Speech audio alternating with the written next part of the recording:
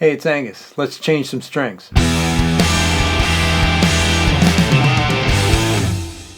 So this guitar right here is a Fender Jazzmaster Ultra, probably a 2020, 2021. It was a gift from a friend for some work I did during the pandemic. And it's a great guitar. And I took it and built the sound for the Kunes Clark Band around it, like this, and a fuzz box into a 30-watt Laney. So all of that material was done in D standard, and I still use it for that. I got a Kunes Clark Band show tomorrow night, actually, and I'm going to be changing the strings on it today. So I'm going to do rehearsal and a gig off that set of strings. So, as I said, D standard. I'm using these. I have an unopened back. And that's what? EXL 116, 11 to 52. So this is heavy for me right here. Might not be heavy for some guys, but this is heavy for me. And I just had this from like a 10-pack. So let's get into it. This came with the Fender Noiseless pickups. And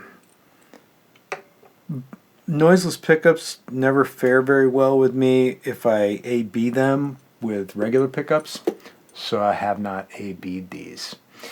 I think that's something I learned from Wayne Krantz, amazing guitar player. And Wayne is actually also playing tomorrow night. Kunes Clark Band is playing at the Bitter End, Venerable nightclub here in New York. And Wayne, we're at 8 o'clock, and Wayne's on the 9:30 slot. And he and I have interacted a few times over the years. And one of the things he told me, he may have told me this or he may have said it on stage. He essentially went on a tone journey, I don't know with what, pickups or speakers or whatever. And it all started when he A-B'd, one versus the other. And that sent him into this tailspin, which I think he later on felt was not time well spent. And so his lesson was, don't A-B things. So this is my first time getting a Jazzmaster. I've never had a Jazzmaster with anything other than noiseless pickups, so the noiseless pickups sound great. And that's something I've found over the years. The noiseless do sound pretty good. They sound great even.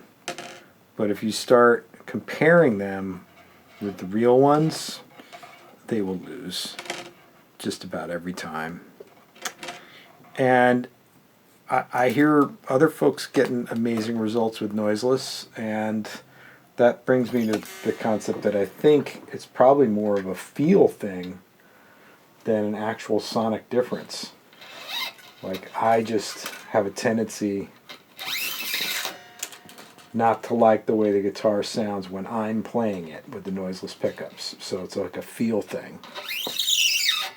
But this guitar, as I said, because I haven't A-B'd it, feels great, it sounds great, and I'm using so much fuzz and gain that I don't think noiseless would be a workable solution. So this has the Fender locking tuners, which are great. And yeah, I started doing this without my glasses on, surely out of vanity. And we're going to both pay for that in this process. What do we think? I'm going to say good to go. So the thing with these locking ones is that if you follow the manual, I think I'm right about this, feel free to correct me in the comments. The thing about these locking ones is that it's like the less wraps the better. I don't even think it matters where the tail goes.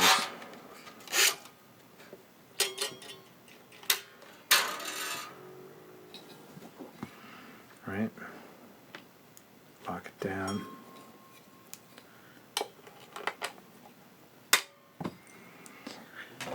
They don't want you to put a lot of wraps on the tuning peg with these.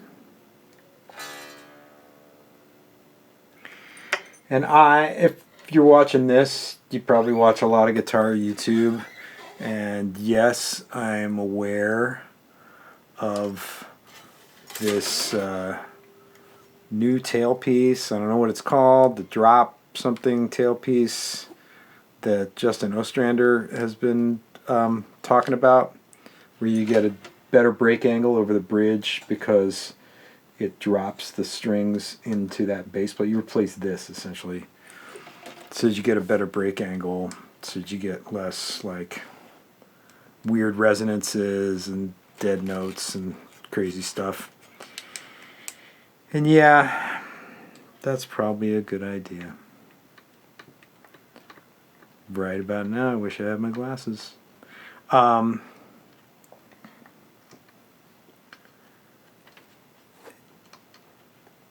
only got glasses within the last 10 years, and man, I just lose them all the time, everywhere. What is up with this? This is not my friend right now. Huh.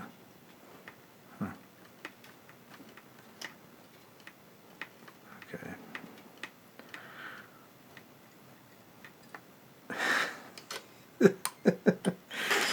This is not a how-to video. This is just me changing strings. See, that's all good. Everything is going perfect. So yeah, I should probably check out that other tailpiece. I like Justin's channel a lot.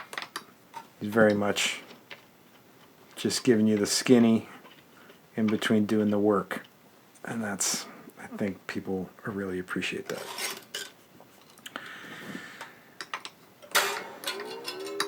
I think what a lot of us get out of, whether you're a professional guitar player or not, what you get out of that level of sharing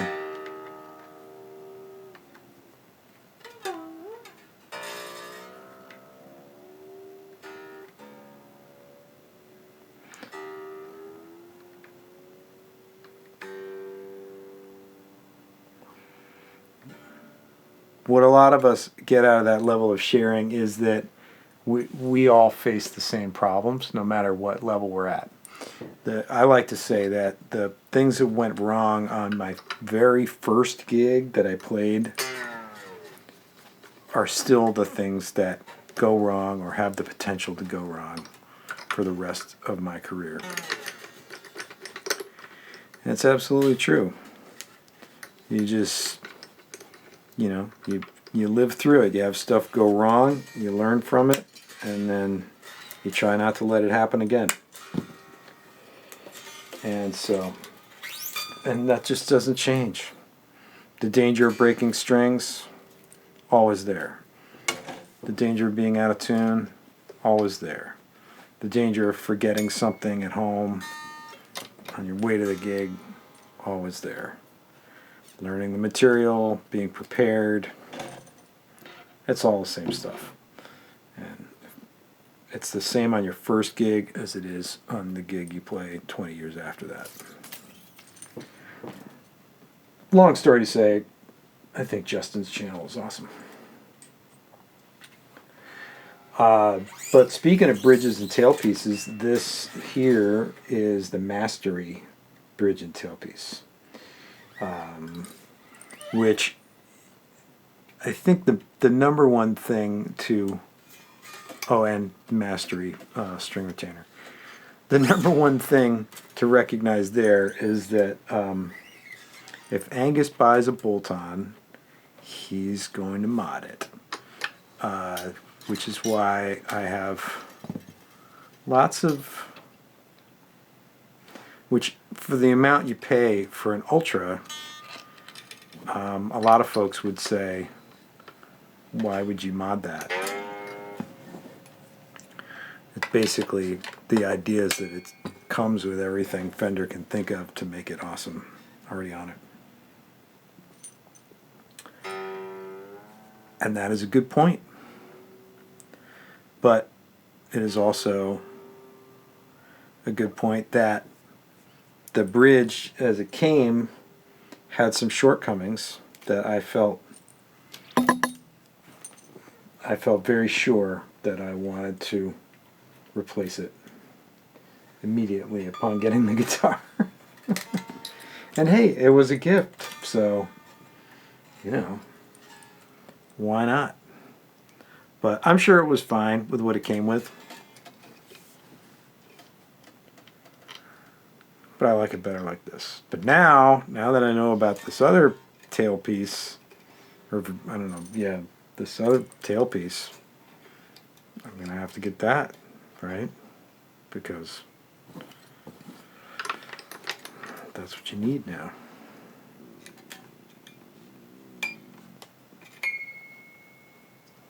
Bad.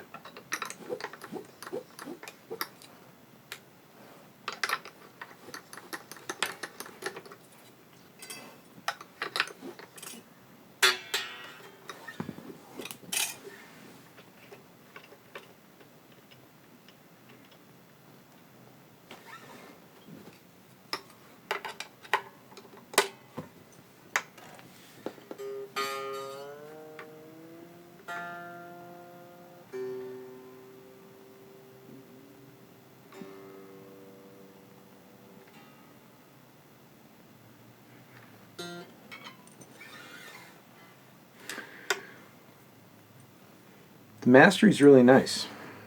I dig it. I have no idea how to take the arm out, so when I case it up, it just goes in there with the arm in it. I should probably read the manual on that.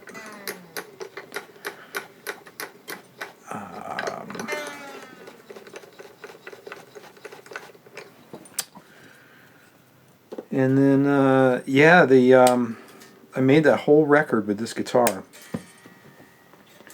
And the reason I was given a Jazzmaster is because I had said in passing after doing the Cher dates, where they had a Jazzmaster. I think it was, I don't know whose it was. I don't think the production owned it. I think the last gig I did, it was Ben Morrow's Jazzmaster.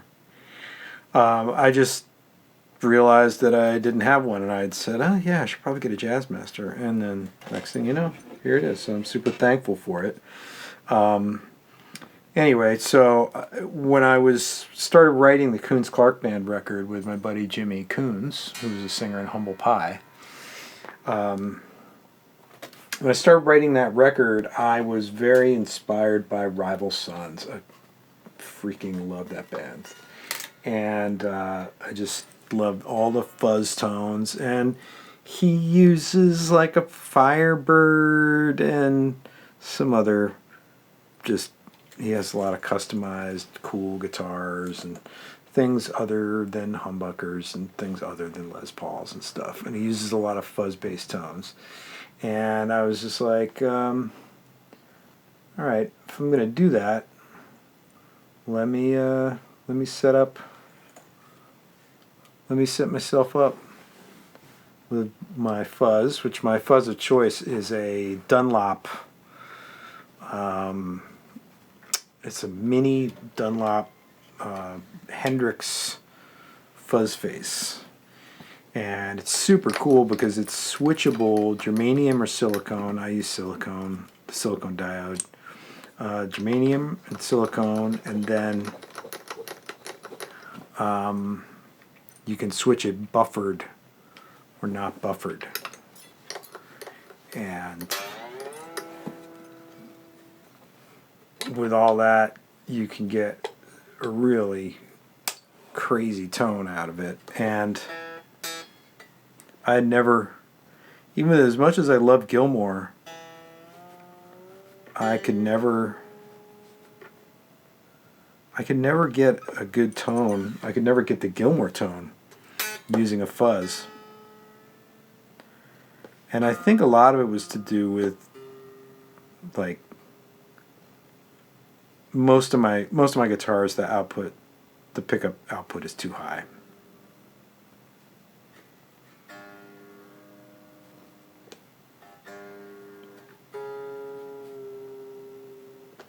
That was C sharp. Did you catch that? Yeah. So yeah, my experience with fuzzes over the years has been not so great. And what I had was a Big Muff for the longest time, and it was just so muddy and dark, and I just didn't know what to do with it. And then I got the fuzz face and tried that silicone setting, and I was trying to do some Hendrix style stuff, and I have one of my parts casters, one of my 6722s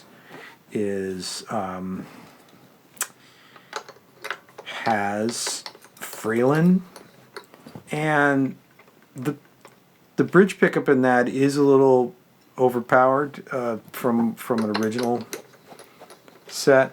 They're called like the Customs or something. They're called the Customs now. They weren't called that originally.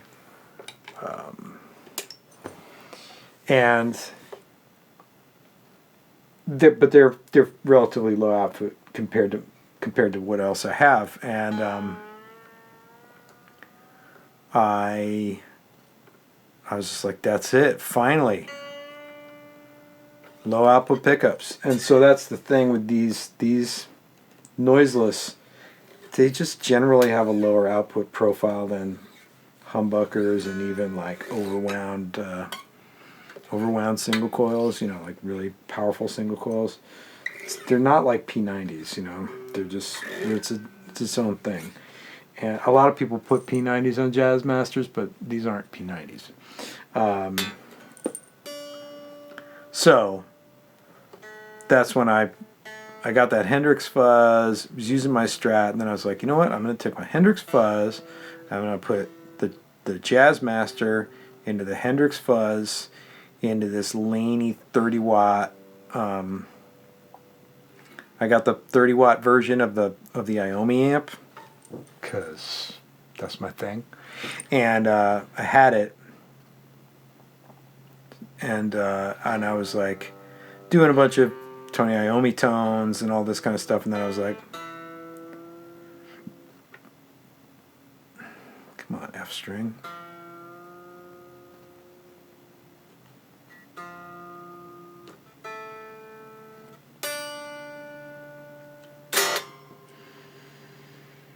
Pretty quick. I'm gonna turn on my Axe Effects so that we can hear this, do a little bit of something. And Jazzmaster Ultra.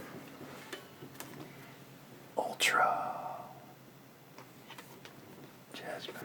Yeah, let me turn the Axe Effects on. So I built a tone in the Axe Effects that's kind of fuzz centric with a little bit of slapback and stuff. So it kind of sounds like what I'm doing for the gig. I actually, just the update for the Kunes Clark Band live gigs, I started using my 50 watt Plexi in my 1987 and the Tone King Iron Man 2 attenuator with the Solo Boost foot switch, and man, that sounds good. So let's check tones on this bad boy.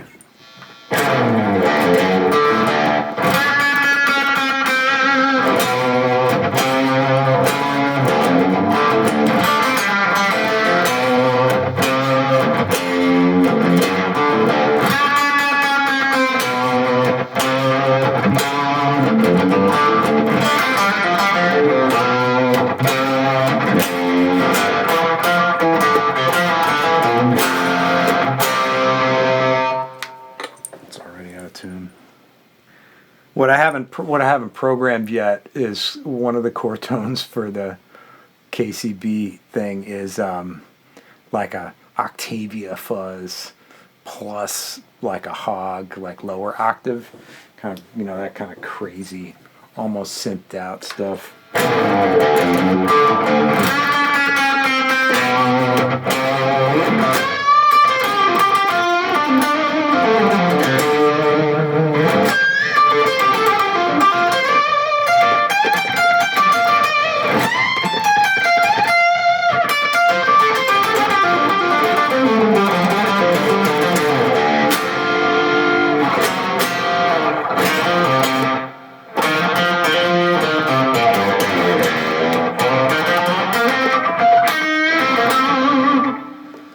Well, I've also been using this with Dee Dee Verney and the Cadillac Band for that kind of rockabilly.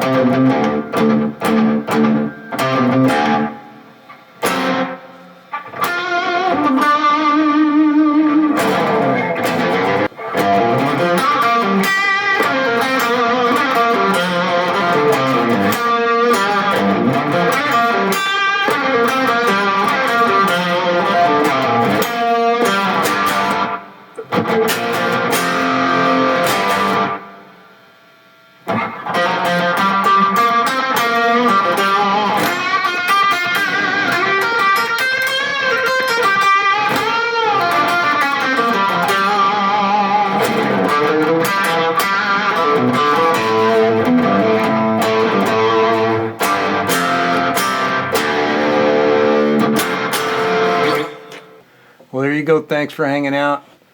Fender Jazzmaster Ultra, great guitar.